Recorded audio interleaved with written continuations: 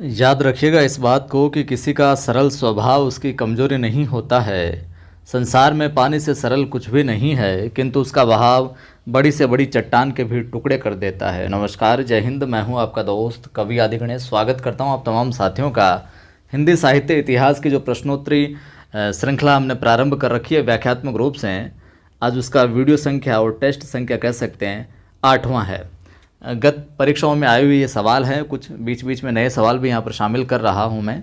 Video को like कर दीजिए, आप शेयर कर दीजिए। पहली बार देख रहे हैं चैनल को सब्सक्राइब कर बेल आइकन क्लिक कीजिए ताकि हर वीडियो की सूचना आपको मिलती रहे। अपना टेलीग्राम चैनल है कवि आदि गणेश हिंदी नाम से, जिस पर 6800 से अधिक लोग जुड़े हुए हैं। उस टेलीग्राम चैनल को आप ज्वाइन कीजिए, वहाँ पर भी मैं सवाल वगैरह सूचना वगैरह डालता रहता हूँ। पिछली कक्षा में मैंने आप को एक सवाल पूछा था। सवाल था अपना कि हिंदी नवरत्न का रचनाकाल, तो 1910 है उसका रचनाकाल, ठीक है। और रचनाकार कौन है? मिश्र बंधु साहब रचनाकार। और रचनाकाल पूछा था मैंने, वो है 1910, ठीक है। चलिए, आज की कक्षा में पहला सवाल है, अपभ्रंश शब्द का प्रयोग सर्वप्रथम किसने किया? अपभ्रंश शब्द का प्रयोग बताइए साहब। भरत मुनि, पतंजलि, राजशेखर या फिर भामह? आसान है ये सवाल, नेट के अंदर पूछा गया है ये, तो उत्तर हो जाएगा यहाँ पर बी। पतंजलि महोदय ने अपभ्रंश शब्द का सबसे पहले प्रयोग है जो किया था, ठीक है। वहीं स्वयंभू को अपभ्रंश का वाल्मीकि कहा जाता है। ध्यान में रखिएगा, लिख लीजिए एक्स्ट्रा चीज। कौन महोदय? स्वयंभू महोदय। इनको क्या कहा जाता है? अपभ्रंश का अपभ्रंश का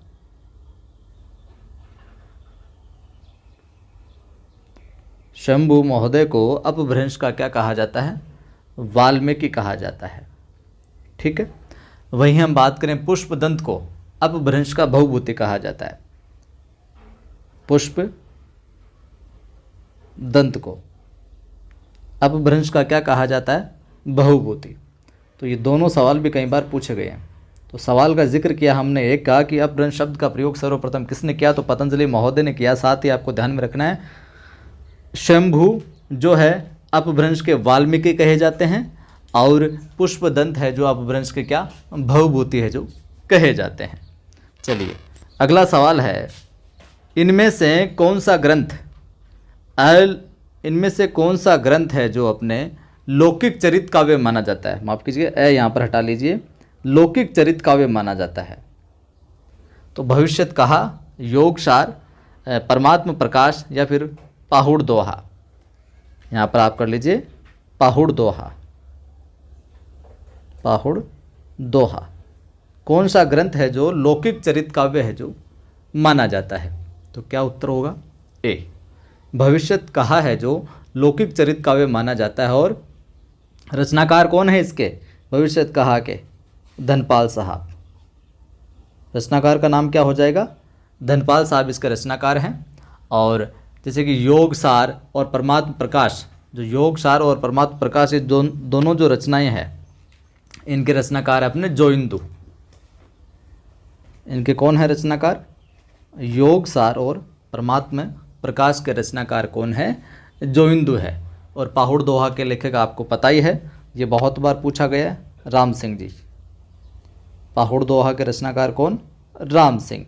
तो लौकिक चरित काव्य भविष्यत कहा, रचनाकार धनपाल। योगसार और परमात्म प्रकाश के लेखक की बात करें तो जोइंदू आ जाता है। और पाहुड़ दोहा कई बार पूछा गया है, राम सिंह द्वारा लिखित है ये, ठीक है। अगला सवाल, जन्म काल की दृष्टि से निम्नलिखित कवियों का सही क्रम कौन सा है?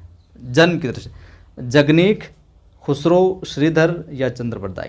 खुसरो, जगनीक, श्रीधर या चंद्रबरदाई? चंद्रबरदाई, जगनीक, खुसरो या श्रीधर, या श्रीधर, चंद्रबरदाई, जगनीक या खुसरो? कौन सा विकल्प है जो जन्म काल की दृष्टि से सही होगा इन कवियों का? तो सही उत्तर हो जाएगा यहाँ पर अपना सी। सबसे पहले चंद्रबरदाई, यहाँ पर लिखता जाता हूँ मैं। सबसे पहले कौन? चंद्रबरदाई हो जाएंगे 1168 से 92 ईस्वी। 2 नंबर पर कौन अपने, जगनीक महोदय, 1173। 1173। फिर बात आती है 3 नंबर पे खुसरो साहब की, अमीर खुसरो साहब की, तो 1253 से 1325 ईस्वी। बात आती है 4 नंबर पर श्रीधर महोदय की, तो श्रीधर महोदय 14वीं शती। तो इस प्रकार से जन्म काल की दृष्टि से सी विकल्प सही होगा। चंद्रबरदाई, फिर जगनीक महोदय आ जाएंगे, और फिर खुसरो, और फिर श्रीधर। ठीक है, चलिए अगला सवाल। भरत मुनि ने अपभ्रंश को क्या नाम दिया? पहले हमने जिक्र किया था कि अपभ्रंश शब्द का प्रयोग सर्वप्रथम किसने किया, तो वो किया था पतंजलि साहब ने। लेकिन यहाँ पर सवाल यह है कि भरत मुनि ने अपभ्रंश को क्या नाम दिया? लोक भाषा, जन भाषा, देश भाषा, या फिर अशुद्ध भाषा? क्या हो जाएगा साहब उत्तर? उत्तर हो जाएगा यहाँ पर सी, देश भाषा। भरत मुनि साहब ने अपभ्रंश को क्या कहा? देश भाषा कहा। और कौन सी शताब्दी में? 2री 3री शताब्दी के समय। ठीक है बात। वहीं जो विद्यापति महोदय है, इन्होंने तो अपभ्रंश को देश भाषा कहा भरत मुनि साहब ने, लेकिन जो विद्यापति महोदय, उन्होंने जो अपभ्रंश से भिन्न अलग परसली जो बोलचाल की भाषा थी, जो बोलचाल की भाषा थी, उसको देश भाषा कहा था। किसने? विद्यापति ने। ठीक है, चलिए अगला सवाल। बीसलदेव रासो की नायिका का नाम क्या है? आसान सवाल है, कई बार पूछा गया। बीसलदेव रासो की जो नायिका थी उसका नाम बताइए साहब। राजवती, रूपमती, मृणवती, या फिर राजमती? क्या होगा सही उत्तर? उत्तर हो जाएगा साहब यहाँ पर अपना डी, राजमती। बीसलदेव रासो की नायिका का क्या नाम था? राजमती था। वहीं हम बात करें इस साहित्य की, तो ये एक रासो साहित्य है। 1212 इसका समय है। रचनाकार की बात आए, अगर रचनाकार की बात आए कि इसके रचनाकार कौन है, तो आप सभी को ज्ञात है कौन? नरपति नालय। नरपति नालय जो है इसके रचनाकार हैं। ये जो है 4 खंडों का है। खंड की बात पूछ ली जाए बीसलदेव रासो की, तो खंड इसमें 4 देखने को मिलेंगे, और विशेष तौर से वीररस तथा श्रृंगारस प्रधान रचना है। ये वीररस देखने को मिलता है और श्रृंगारस देखने को इसमें मिलता है। वहीं ये सवाल भी कई बार पूछा जाता है इसके विषय में कि हिंदी में सर्वप्रथम 12 मासा ऋतु का वर्णन, 12 मासा ऋतु का वर्णन हिंदी में सर्वप्रथम, ज़्यादातर विद्वान इसी को मानते हैं, इसी रचना को मानते हैं। और वीर काव्य परंपरा का प्रथम ग्रंथ भी बीसलदेव रासो को है जो माना जाता है। तो आज की वीडियो में तो ये थे सवाल, कुछ महत्वपूर्ण सवाल। अच्छे लगे, वीडियो अच्छा लगा तो लाइक कीजिए आप सभी दोस्तों को, सभी ग्रुप में शेयर कीजिए, आप उनको जोड़िए, बताइए चैनल के विषय में कि यहाँ पर ग्रेड 1 और 2 की निःशुल्क रूप से तैयारी करवाई जा रही है।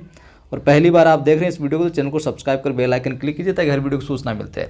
अगर पढ़ाई से संबंधित आपको मोटिवेशनल वीडियो देखने हैं तो मेरा दूसरा यूट्यूब चैनल है आदि की आवाज़, उस पर आज ही एक मोटिवेशनल वीडियो डाला है पढ़ाई के रिगार्डिंग। तो आदि की आवाज़ यूट्यूब चैनल पर भी जाएं, मोटिवेशनल वीडियो देखें, यकीनन आपको फ़ायदा होगा। और इस चैनल को भी आप सब्सक्राइब करें। जय हिंद, फिर मिलता हूँ।